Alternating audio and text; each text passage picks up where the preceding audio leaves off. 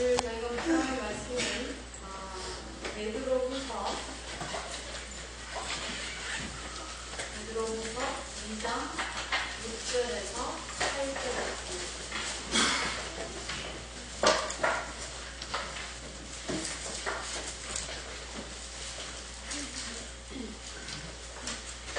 베드로후서 2장 6절에서 8절입니다. 다시 한번 읽겠습니다. 시작.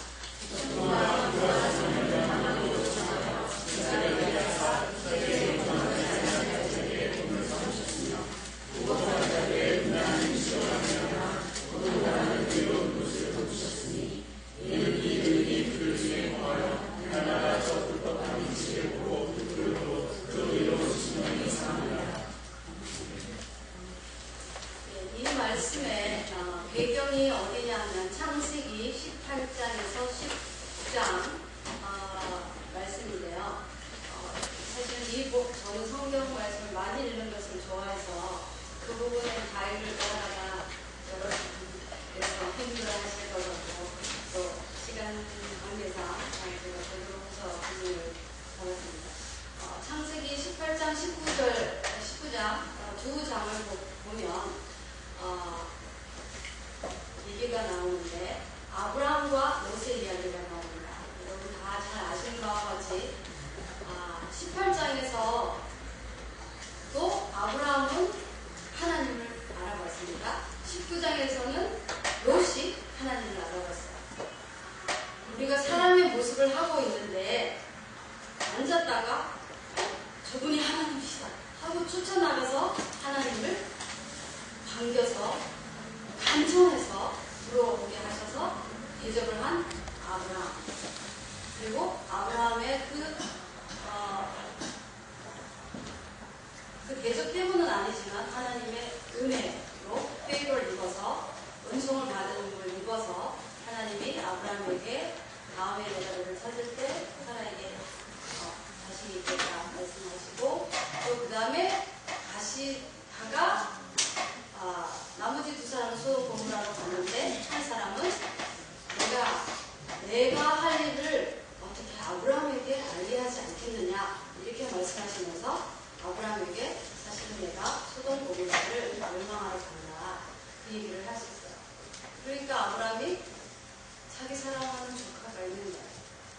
그래서 여러분 다 아시는 대로 50, 45 계속해서 예수님께서 숫자를 줄여가면서 우리 1명만 있으면 멸망시키지 말아주세요. 그 약속까지 간청해서 얻었습니다. 거기가 18장이고 창세기 19장에 보면 롯이 하나님을 만났어요. 어떻게 만났냐면 롯은 그 소돔 고모라에서 성문에 앉았더라 했어요. 성문에 앉았다라는 말은 무슨 말이냐면 구약성경은 보통 이세나 어떤 여러분들 읽어보시면 아시겠지만 미인들이 성문에 앉았다는 것은 그 성에서 굉장한 지위를 의미하는 거예요. 그래서 자기가 거기 앉았다가 보니까 단번에 알아봤다는 하나님이심을 그래서 간청해서 들어왔어요. 근데 소돔 고모라는 더럽고 추악이 있었기 때문에 여러분 제가 욕으로 담기 어려운 그런 요구를 했습니다. 그럴 때 롯이 뭐라고 했냐면 남자를 가까이 하지 않은 두 딸이 있다. 그러니까 이분들은 건들지 마라. 그런 얘기 아시죠?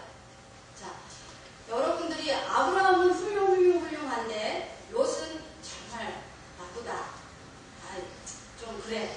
그렇게 생각하실지 모르지만 이 시대를 살고 있는 우리가 과연 소돔 고모라 같지 않다고 말할 수 없는 시대를 살고 있는 것 같아요. 지금. 그러면 그런 중에도 롯은 조금 전에 저희가 말씀을 대한 대로 이 의인이란 칭호를 받았죠. 그냥에서 롯 보고 의인이라고 했습니다. 의인이 날마다 그 다음에 뭐죠? 보고 들음을 신념이 상했다 그랬어요. 그래서 여러분들이 하나님 앞에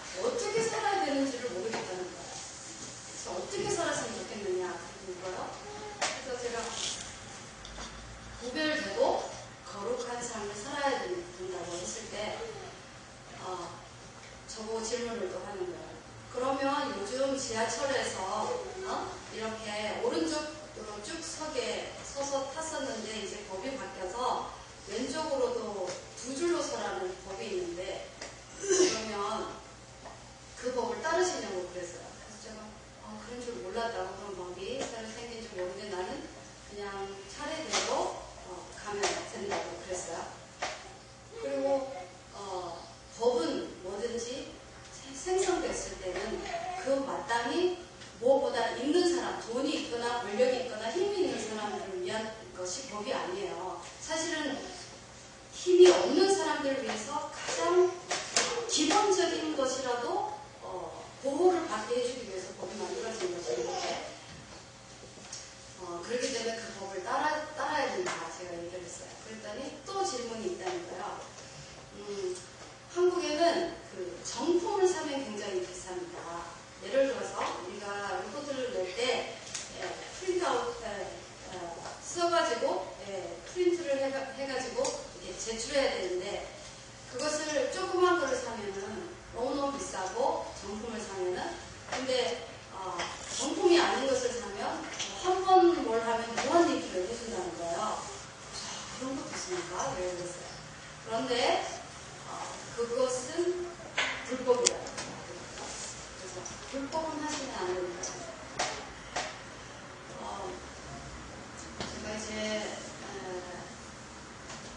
조금 전에도 우리 로스에 대해서 얘기를 했지만 우리가 여러분들이 내가 그리스도인으로서 내가 거룩하게 살기를 바란다, 구별된 삶을 살고 싶다 라는 것은 다 동의하시잖아요. 근데 구체적으로 어떻게까지 내가 해야 되는지에 대해서 리밋이 없고 들어본 일이 없는 거예요.